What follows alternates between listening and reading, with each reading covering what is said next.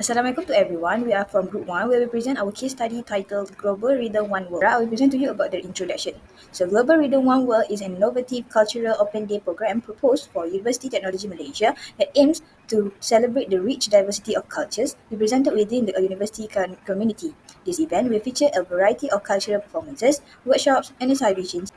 Next, the importance of GSA in Global Rhythm One World for students and UTM. For communication skills, engaging in cultural exchange will enhance students' ability to express ideas clearly and interact effectively with diverse peers, vital for personal and professional success. For leadership development, organizing the event provide opportunity to cultivate leadership skills, including teamwork, project management, and motivation, preparing students for future roles. Critical thinking skills. The exposure to various cultural perspectives encourage critical analysis and innovative problem solving, essential in today's complex world. The adaptability. Interacting with different cultures foster adaptability, helping students thrive in diverse environments and enhancing their employability.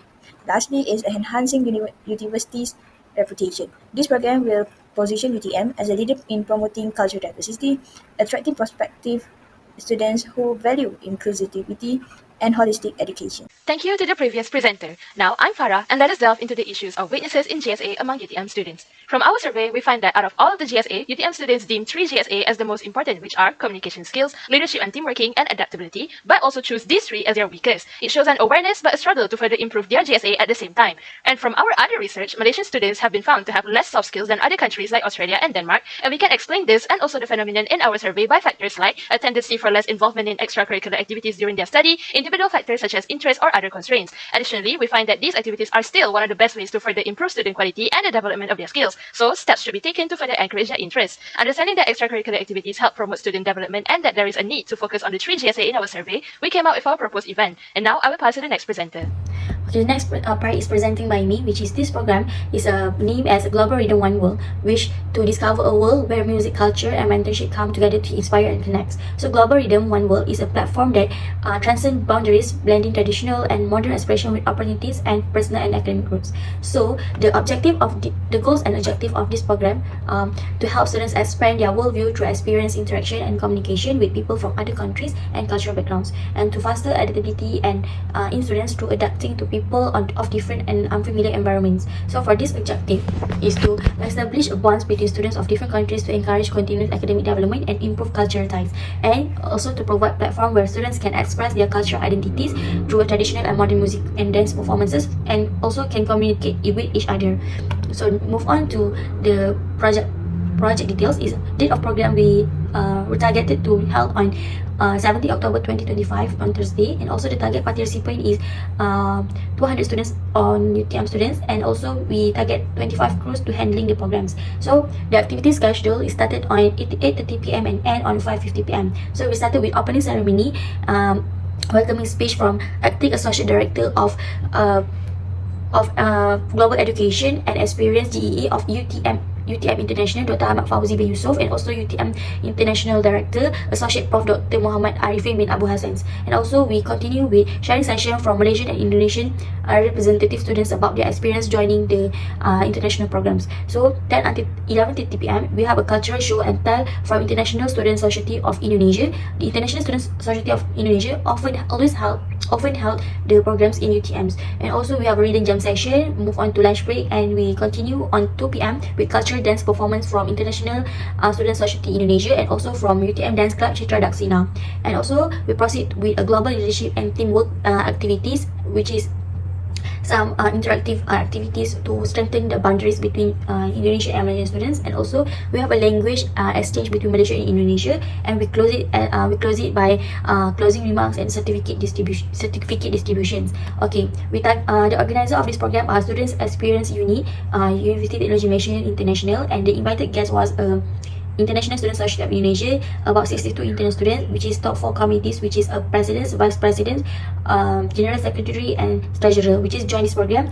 Also include 2 facilitators from this creative department, 8 international staff from UTM Johor Bahru, then 1 UTM international staff from UTM KL, and 2 members from Badis. And now I would like to present a little bit about our financial statement. So first, our estimated budget is around RM 3,500. This is broken down into 1, sound system and equipment, which costs around RM 1,000. This includes things like speakers, microphones, and other AV equipment for the performances and the sharing sessions. Next would be the food allowance for crew and boat personnel. So for this, we target around to give around RM 10 ringgit per person. So when we times that out by 50 people, which it comes out to an estimated cost of RM 500. Next is transportation costs, which we have estimated around RM 500, which includes things like bus and car rentals for transporting participants. Next is the booth setup and decorations, which comes out to another RM 500. This includes things like tables, chairs, booth decorations, and utilities for booth setups.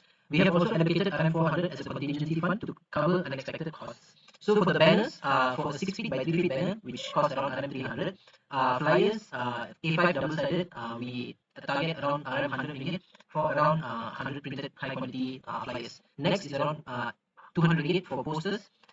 This would be placed in strategic locations and printed in full color on durable paper. So that would be our estimated budget. Next would be our income source. So first would be from the participants fee, which comes out to around RM 10 ringgit each, and we target around 200 participants. So this gives us an income of RM 2000. Next would be sponsorships and donations from local businesses or sponsors. We target around to collect RM 500 from this source. Next, we also plan to approach and for funding support from JTNC HEB, which is another RM 500, and we also plan to get support from Unit Budaya for RM 500. So that's how we get a total income of RM 3500. Thank you. Think about the monitoring and evaluation part. So the monitoring and evaluation part consists of two parts, which is during implementation and after implementation. So for during implementation, first we got progress tracking. Regular updates were collected from participants about their involvement in the activity. Surveys and interviews were conducted to gather initial feedback on understanding UTM graduate success attributes, GSA, and interest in cultural learning. As for team coordination, we scheduled group meetings to ensure alignment of tasks and responsibilities, check-ins with each member tracking their progress and preparing for discussions and analysis. After completion, the outcome evaluation, data collected from the survey was analyzed to measure the understanding and prioritization of UTM GSA among participants. We also evaluated how much interest participants developed in learning about different cultures. Then for the feedback collection, participants provide feedback on the activity's effectiveness in helping them to understand UTM GSAs, and suggestions for improving future activities were also recorded from the participants. As for impact assessment, we assessed the degree to which participants identified areas for self-improvement in relation to UTM GSAs. We also evaluate the level of cultural awareness fostered through the activity. And finally, for reporting, a final report summarizing the findings from the survey and presented recommendations for enhancing engagement with UTM GSA's attributes.